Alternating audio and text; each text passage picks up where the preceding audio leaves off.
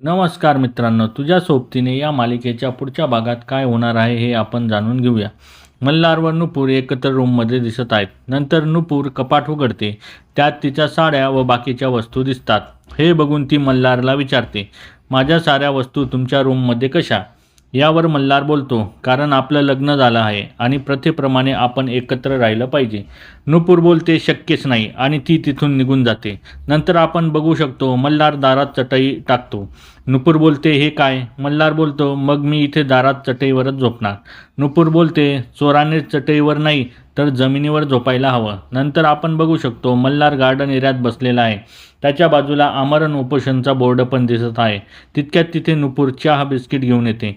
यावर मल्हार बोलतो, जोपर्यंत तू पतीच्या मताचा सन्मान करत नाही तोपर्यंत मी अन्न पाण्याला स्पर्श करणार नाही.